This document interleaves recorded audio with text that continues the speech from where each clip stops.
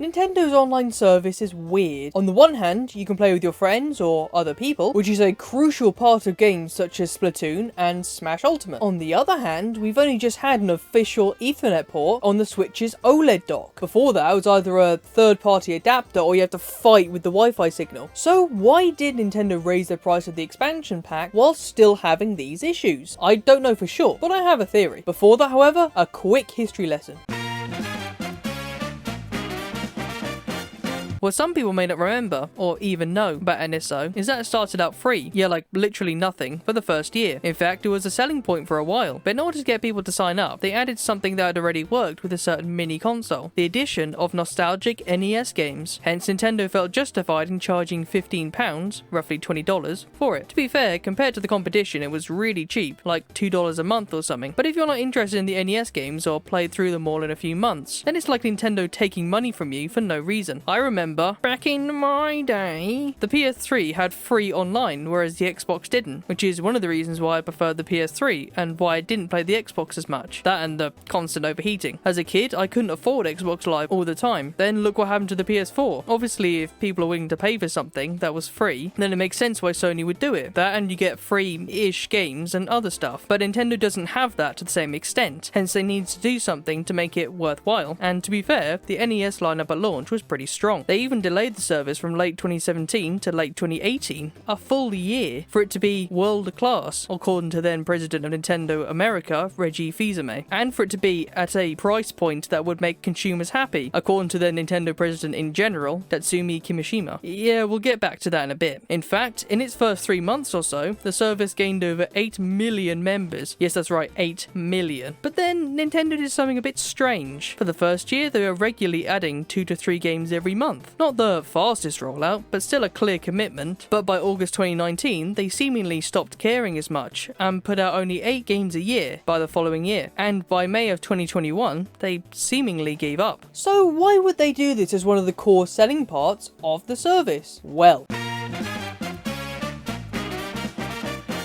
they released another console for the service, the SNES, which personally I was more excited for, and I did check it out for a year thanks to the free year with Twitch and Amazon Prime, but I played the games like twice and barely used the online, so for me I kind of stopped caring about it afterwards. But adding a whole new console and a really solid launch lineup made it something worth buying for me, and I'm pretty cheap. Yet again though, after a few months they slowed down the output, and about a year and a half later, again they stopped putting anything out. Maybe they'll add more in the future, but for now it's basically dead. So that brings us back up to today.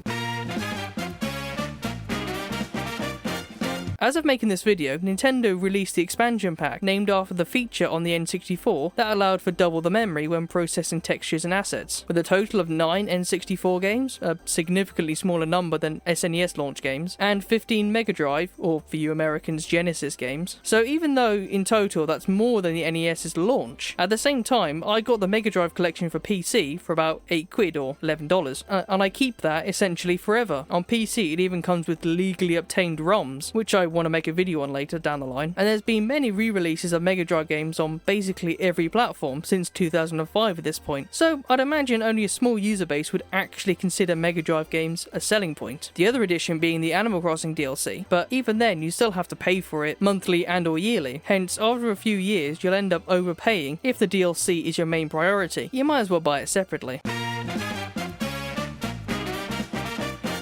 Back to the reason most of you are here, the N64 games. Come October the 26th, 2021, heh.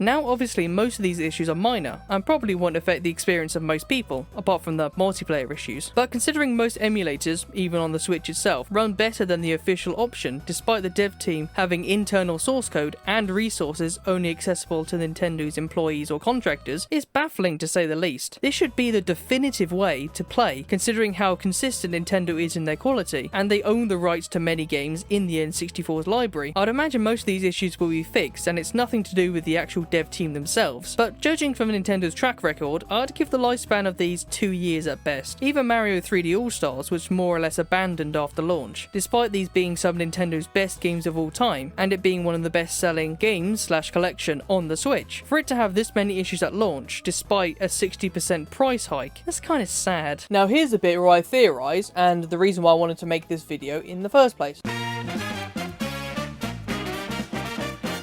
I think that Nintendo either can't or don't want to upgrade their online infrastructure and needs something to sweeten the deal, at least as of this recording. Hence the reason why these retro games are added to NSO as opposed to its own thing. Nintendo knows that their service is acceptable at best, and that they, and more likely their investors, want the online price to be that of Xbox Live and PSN, so by bundling these games in as well as perks such as DLC, weekend trials, cloud saves, etc., they then make the service seem on par with their competitors. For example, I don't know much about the stability of the service besides what I've heard online, so I asked someone who does, and he mentioned that games like Splatoon and Smash Ultimate still are terrible despite how important online is for the competitive scene. I also asked him if he's played any of the legacy games on the service, and at first he did, but soon after he got annoyed with the constant re-verification as he went on holiday somewhere with literally no Wi-Fi or mobile data and couldn't play for half the time. So even someone who's really into the Switch rarely plays the retro library but still pays for online multiplayer. Nintendo is definitely not a company that provides value for money. We saw that in full effect with the 3D All-Stars collection, and more recently, the expansion pack. But Nintendo is very good at marketing, hence they can make a service look and feel premium regardless if it is or not. This would also explain why they slowly gave up on the NES and SNES games, as adding more generations of games looks a lot better in headlines than just new games. In fact, I believe the only reason the Wii and Wii U had such a strong emphasis on legacy content was not because Nintendo really wanted to keep these games accessible and make huge profit margins, but rather as a selling point of the console itself. The Wii was Nintendo experimenting with online features and making sure that hardcore gamers had a reason to buy the console, whilst the Wii U needed all the help it could get. There are many people even today who have a Wii U because of the Virtual Console. Now that Switch Online is a juggernaut in terms of sales and impact, along with well over 25 million users as of this video, it's less because they really care about the service and more like they're looking for excuses to raise the price, as mentioned before. The TLDR being Nintendo doesn't really care about legacy games on NSO, and more putting them there just to get people to pay as much as they would for PSN or Xbox Live. This may sound obvious to some, but keep in mind just how aggressively Nintendo goes after ROM sites. Although they have every right to, and I condemn software piracy, they should focus on beating the pirates. Then once they have an objectively better service, they will be more justified in taking them down. Contrary to what Nintendo thinks, most people don't want to pirate games necessarily, but they will if either they have to for financial reasons or if it's more convenient. If you satisfy both those requirements, then everybody wins, in theory.